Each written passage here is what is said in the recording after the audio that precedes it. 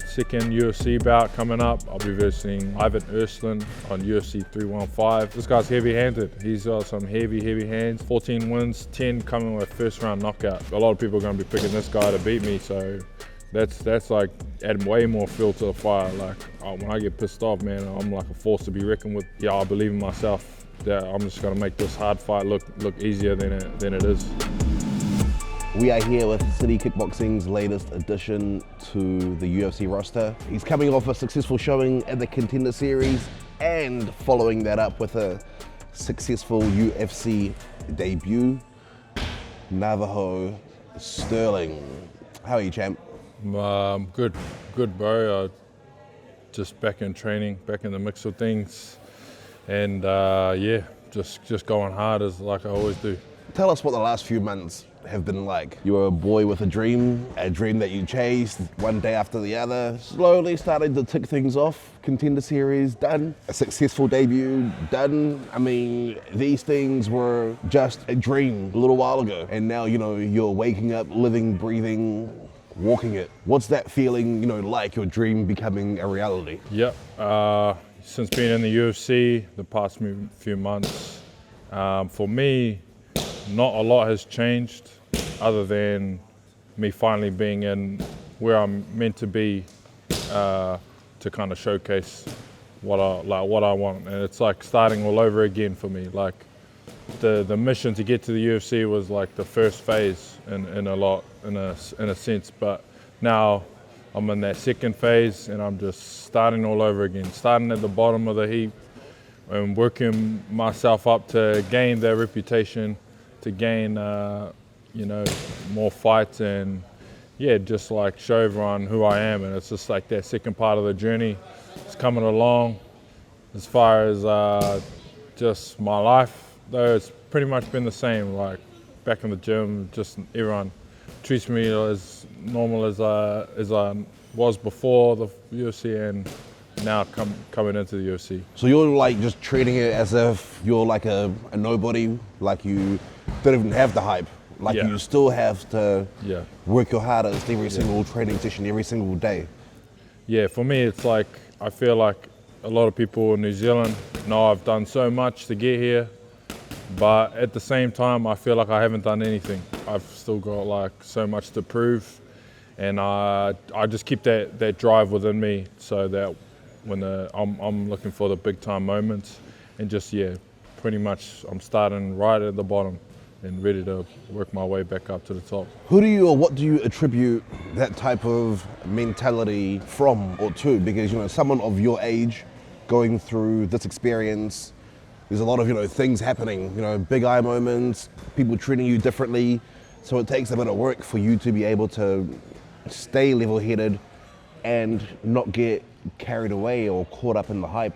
Like, what do you attribute that to? Yeah, I think it's just my life experiences. You know, when I grew up, I grew up around a lot of like young athletes that were, you know, they got all of that early, and they blew it all away. And I used to rub me the wrong way, seeing talented people, you know, being shoulda, coulda, wouldas. You know, it's like almost brought I would think of that as a lot of shame, you know, to just let it all go to waste. So I always stuck true to the dream and just sacrifice. You know, I've sacrificed a lot to get to where I need to be, relationships, all that thing, like just going all in on fighting. Yeah, like not a lot of people like to do that, you know, but I think it's just having the love for the sport, and, you know, really like that self-belief. Like you actually have to believe that you can be the number one, and like a lot of guys don't have that self-belief. They just want to go in and be second rate, you know, but not me. I want to be the top. Are people starting to recognize you more and more outside? Yeah, for sure. I think it's just my facial features are probably a little different. People think I'm like Wizzy, White Izzy for some reason. But yeah, the blonde hair like stuck around for a while, but I'll probably have to come away from that for a bit, and then yeah, I just want to be known for me, you know. And yeah, I think a lot of people know me as like the CKB guy as well. Like, just I never had the high resume across the world like normal UFC fighters. Like, you usually hear about certain guys on the circuit overseas in Thailand or wherever it may be. But I did it all out of New Zealand. I didn't go nowhere. I had one fight in Australia before going to the UFC. So I pretty much did it all in my own country.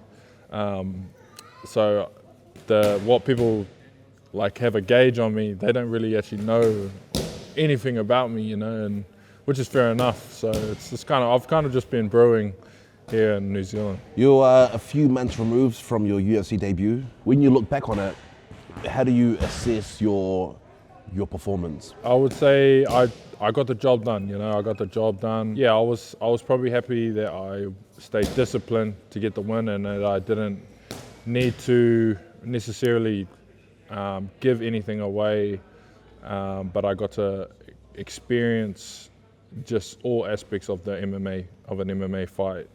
Defending takedowns, getting up. That was actually the first time in my career that I've actually had to do that.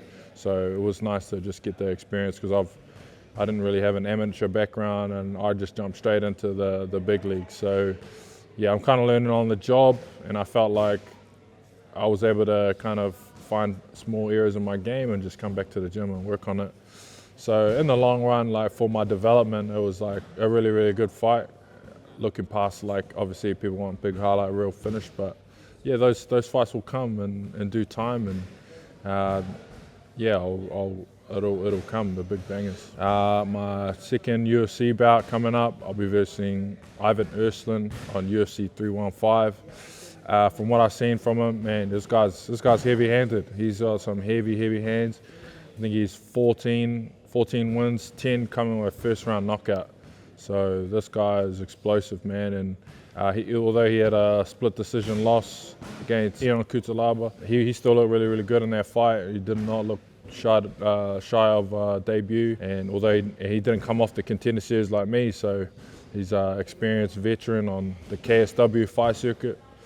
Man, this guy's got some heavy hands, and yeah, he makes for the perfect dance partner for me. Like, he's got a bit of a takedown game, but likes to strike, and that's going to be a perfect matchup for me to kind of showcase everyone what I got, and yeah, just go to work and get the highlight reel going.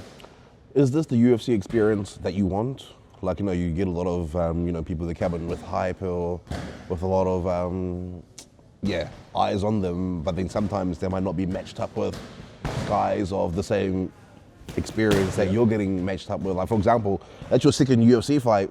It sounds like this guy has, how many fights does he even have in his total career? I think 14 and 4. 14 and 4, yeah. I mean, that's your second fight, and you barely had an amateur career, and you're fighting guys as experienced as this. But are these the challenges that you want?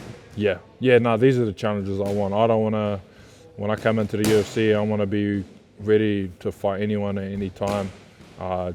I believe I can fight anyone in the division, and yeah, I've just got the self-belief, and a lot of people have been doubting me for a while, so I just want to prove everyone wrong, like show everyone how good I am, and yeah, it's like it's finally the perfect guy to fight. Way more fights. A lot of people are going to be picking this guy to beat me, so that's like adding way more fuel to the fire. Like, when I get pissed off, man, I'm like a force to be reckoned with, and yeah, I believe in myself that I'm just going to make this hard fight look easier than it is. Without giving too much away, what can fans expect to see from Navajo Stirling on fight night? As you face this, like I said, a dangerous opponent, a lot of first-round knockouts. I think for fans, I think they'll be able to see like a very mature and composed. I think that's like something about me that a few people pick out. Like, a lot of like real MMA fans, when they're watching me, they've noticed that I can stay composed under very stressful moments, and I'm very disciplined, and I also show a lot of versatility to the game. Fighting long, fighting inside, wrestling, whatever it is, I can do it all, to be honest. and yeah, that's pretty much what they're going to see. Like, not a lot of prospects have that, you know, especially the maturity in the game. Not having that many fights, but they'll see like I move like a veteran in there. Tell me how training camp is going. Yeah, training camp. It's the first one of the year, so it's the first one coming off a long break. It's a hard work, but yeah, you know, like you just got to push and really dig deep. I got myself ready. This is a long camp for me, so I've been getting myself in shape before I even started the initial camp, and yeah, I've been managing myself, my injuries, everything, like more small niggles. Like I'm just all firing right now, and I'm in a good place right now, deep in the middle of camp. What does champion mentality mean to you? Champion mentality, I think, man, there's self-belief,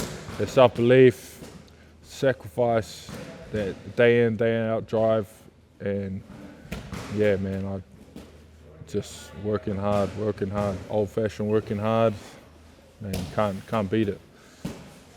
Nothing beats hard work. Nothing beats it. Do you, as a fan of the sport, I mean, they're starting to call it the dark ages when you see all the champions of the divisions that we have at the moment. Do you feel like for someone like yourself, there's sort of an opportunity for you to make even bigger noise, Yeah. or an even bigger impact now that there's not as many stars? Yeah. You know what I mean? Yeah, I feel like right now where the UFC is, it's like they're kind of screaming out for somebody to take the spotlight and with its own hands, you know, and that's where I'm coming in. That's what I want to come in and do. I just want to fight and show everyone that I'm here, and the light heavyweight division has been crying out for someone like that for a long time, and you know, we just got like foreign dudes that can't speak a lick of English with the personality of a door, you know, and we want to see something, man. And yeah, I feel like when I come through, it's just gonna be just a whole new wave, man. And it's just the next generation, new wave, and that's what I'm here to do. Just to kind of shake it up a little bit and show everyone who I am. What do you think of Engage's new shin pads? You've been using them for a little bit now. Yeah, what do you think about their performance? Yeah, I like the new shin pads. Just they got a real snug feel on my legs. You know, I don't have to constantly adjust them, and it just like provides like a decent layer of protection when I'm throwing the kick. And yeah, I don't like it when it's quite loose around the low ankle part. So having that thickness around there just stops me from injuring myself when I'm throwing the kicks hard and training. And yeah, it's just really good. Some new merch alert. Yeah. New merch out with Engage. Show us the new merch. Tell us about it and how it all came about. Yeah, so this is my new shirt for Engage, Navajo Stirling. The logo is like it's kind of like a lion with an angel wing. It's like kind of resembles like how I got into martial arts. I started a gym under a fighter named Sonny Vanathy, and he used to go by the Archangels. So he had like a big angel wings sort of crest, and then I later moved on to another gym called the Lion Pit, which is like obviously big lions. And yeah, I just kind of mixed the two, and just made that as my logo. And I've pretty much been running with that since I left Wellington and made my journey to city kickboxing here. And it just kind of goes to show like my sort of lineage in MMA and martial arts, and how I kind of came into the sport.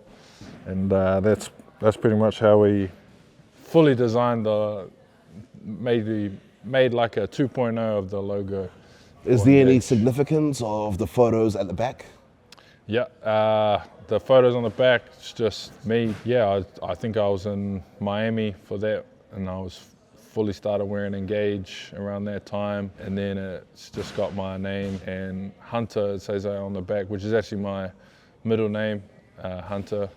as well as Navajo is actually my middle name too. So yeah, it's pretty cool that they put that together for me. So thank you.